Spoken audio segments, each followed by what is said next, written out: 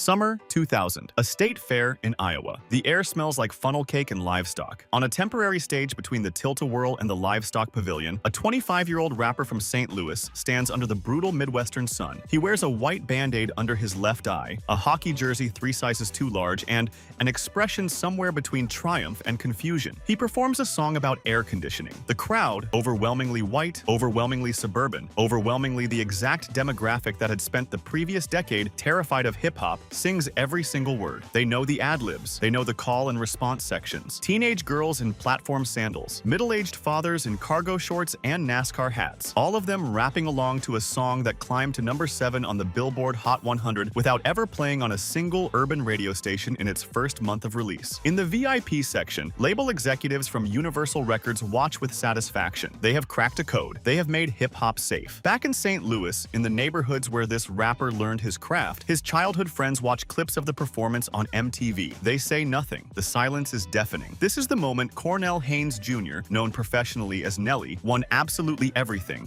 and started losing the only currency that hip-hop has ever truly valued. Credibility is not something you can buy back once you have sold it at a state fair in Iowa. The story does not start there. It starts in the grind. In the late 90s, Nelly is not a solo act. He is 1/7 of the St. Lunatics, a crew of childhood friends from St. Louis trying to break out of a city the rap industry has never cared about. St. Louis has no blueprint, no regional sound that the coasts respect, no legacy artists to open doors. The St. Lunatics make their own lane. Their sound is melodic in ways that East Coast purists find suspicious. They use sing-song flows influenced by church choirs and radio hooks. They are not trying to outstreet anybody. They are trying to make music that moves. In 1997, they release a regional single called Gimme What You Got. It becomes a local hit, selling tens of thousands of copies out of car trunks and independent record stores. It gets them noticed. Universal Records offers a deal, but the offer comes with conditions. They want Nelly, just Nelly. The label sees something in his voice, in his delivery, in the way his melodic approach can sand down the edges of hip-hop without losing the rhythm. They want to test a theory. They want to see if rap can be made palatable enough for the heartland. The St. Lunatics are hurt, but they stay loyal. Nelly promises them this is temporary. One album to get his foot in the door, then the group gets their shot. They believe him because they have no choice. In 1999, Nelly begins recording what will become Country Grammar. The title itself is a statement. Country as in rural. Country as in the America that does not show up in rap videos. Grammar as in structure, as in rules, as in something teachable and safe. The producers he works with understand the assignment. They layer his voice over warm, major key melodies. They use live instruments. They avoid anything that sounds too hard, too aggressive, too threatening. The goal is not to make great hip-hop. The goal is to make hip-hop that does not sound like hip-hop to people who are afraid of hip-hop. Country Grammar drops in June 2000, and the reaction is immediate and polarizing. The album does not follow the rules. The lead single, a rewrite of a children's rhyme about luxury and aspiration, sounds like nothing else on rap radio. It is catchy to the point of inescapable. It lodges itself in your brain after one listen. Suburban kids sing it at summer camp. It plays at baseball games. Within 3 months, the album goes triple platinum. By the end of the year, it is one of the best-selling rap albums in history. 9 million copies. 9 million times someone walked into a store and decided this was the hip-hop they wanted. Critics are baffled. This is not supposed to happen. Rap albums that sell this much are supposed to have street credibility, cosigns from legends, some element of danger or rebellion. Country Grammar has none of that. It has sing-along hooks and Midwest niceness, and a guy who sounds less like a rapper and more like the kid who sat behind you in algebra class. Hot in Hair drops in 2001 and goes to number 1. It is a song about taking off your clothes in a club, and it sounds like a wedding reception line dance. Ride With Me is a smooth, almost saccharine ode to friendship and success that could play at a high school prom without raising eyebrows. EI uses a cheerleader chant as its foundation. Nelly appears on Total Request Live between Britney Spears and the Backstreet Boys, and he does not look out of place. He wears basketball jerseys and Air Jordans, but his energy is non-threatening. He smiles a lot. He does not posture. He is the exact opposite of what mainstream America has been taught to fear about rappers. He is selling millions of albums by making white parents feel safe. Hardcore hip-hop fans begin to dismiss him. The word sellout gets thrown around constantly. On message boards and in record store conversations, the verdict is harsh. This is not real hip-hop. This is pop music with a rap accent. But Nelly is too successful to care. The checks are enormous. The fame is intoxicating. He tells himself that he is expanding the audience, that he is bringing new people to the genre. What he does not say out loud, what maybe he does not yet understand, is that expansion and dilution are sometimes the same thing. By 2002, Nelly is no longer a rapper who happens to cross over. He is a pop star who happens to rap. Nellyville, his second album, makes this explicit. The production is glossier. The guest features include pop singers and R&B crooners. The entire project feels designed for maximum accessibility. Dilemma, a duet with Kelly Rowland of Destiny's Child, becomes one of the defining songs of the early 2000s. It is a slow, romantic, almost painfully earnest ballad about longing and missed connection. It sounds nothing like a rap song. It sounds like something you would slow dance to at a wedding. It goes to #1 and stays there for 10 weeks. The video, with its melodramatic storyline and soft lighting, gets played on VH1 more than BET.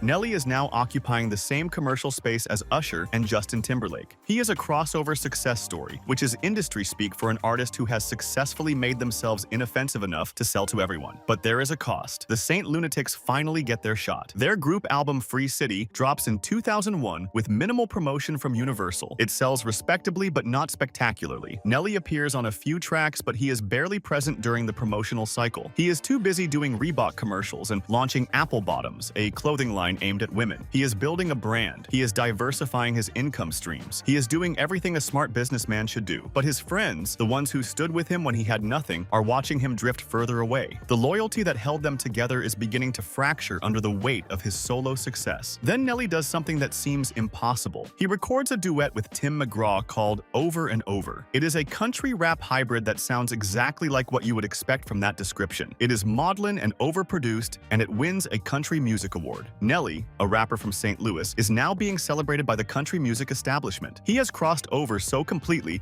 that he has crossed into a different genre entirely. His core audience, the people who bought Country Grammar because it felt like something new and exciting in hip-hop, begin to leave. They do not announce it. They just stop paying attention. The numbers are still good, but the momentum is shifting. Nelly is becoming nostalgia in real time. In 2004, Nelly tries something desperate disguised as innovation. He announces he will release 2 albums on the same day: Sweat for the Clubs, Suit for the Ladies. It is presented as artistic ambition, but it is transparently a marketing gimmick. The idea is that Nelly contains multitudes, that he can be both the party starter and the sensitive romantic, that he can serve every demographic simultaneously. What it actually reveals is that he has become a brand manager of his own image, rather than an artist with a point of view. Both albums go platinum because Nelly is still a commercial juggernaut, but the songs feel disposable. The production is competent but uninspired. The guest features are predictable. There is no urgency, no risk, no sense that these albums needed to exist for any reason other than to maintain market presence. Critics use words like pleasant and forgettable in the same sentence. The singles chart, but they do not linger. They do not become part of the cultural conversation the way Hot and Hairy or Dilemma did. Nelly is still successful by any objective measure, but success and relevance are not the same thing. He responds to the creeping irrelevance by leaning further into celebrity. He appears on reality television. He does more commercials. He becomes a fixture at award shows and industry events. He is everywhere and nowhere. Overexposed, but underheard. The distinction between Nelly the artist and Nelly the personality is disappearing entirely. He is becoming a celebrity who used to be a rapper, rather than a rapper who happens to be famous. The fade-out happens slowly and then all at once. In 2005, Grills becomes a viral hit. It is a song about decorative dental work. It features Paul Wall and Big Gip, and it is catchy in the way that novelty songs are catchy. It gets played at parties and it gets parodied on sketch comedy shows,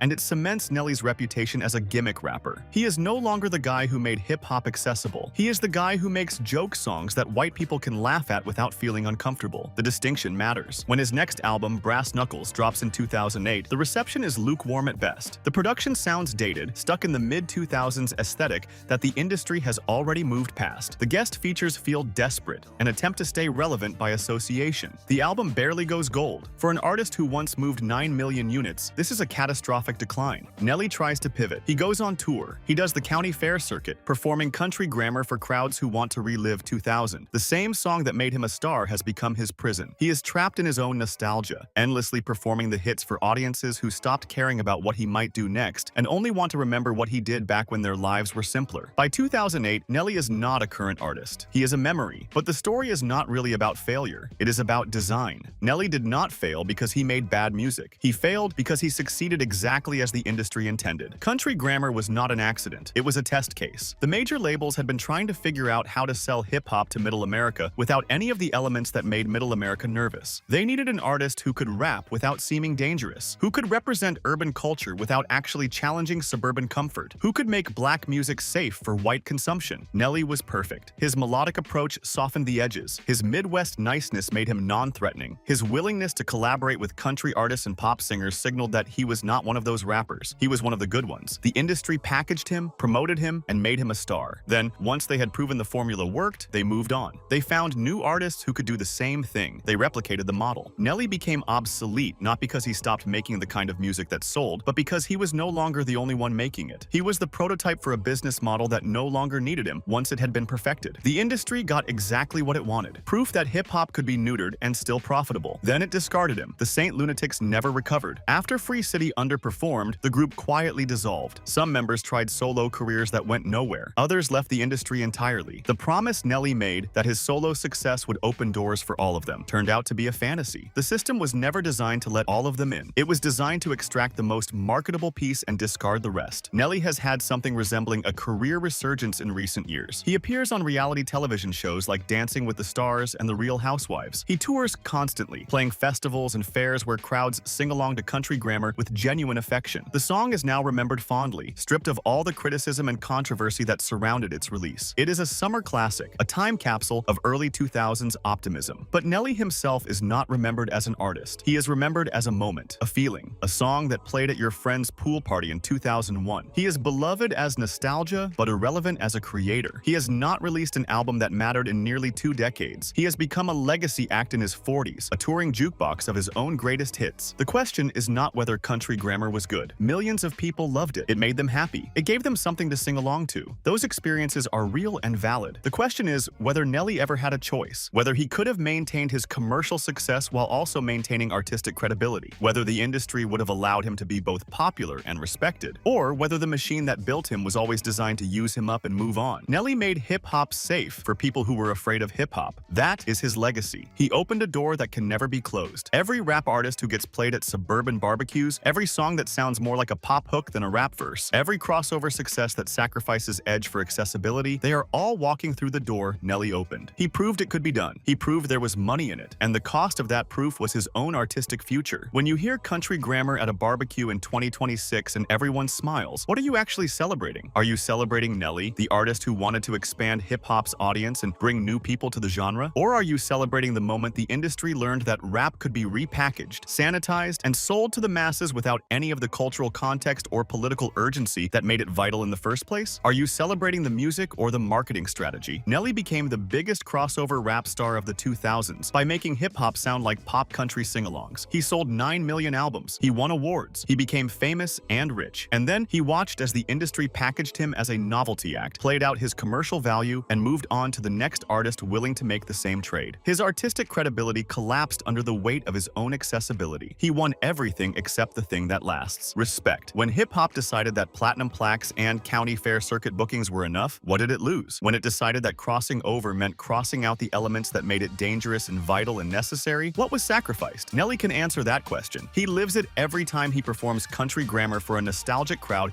that loves what he was but has no interest in what he could become. He is the cost of the crossover. He is what happens when the industry gets exactly what it wants.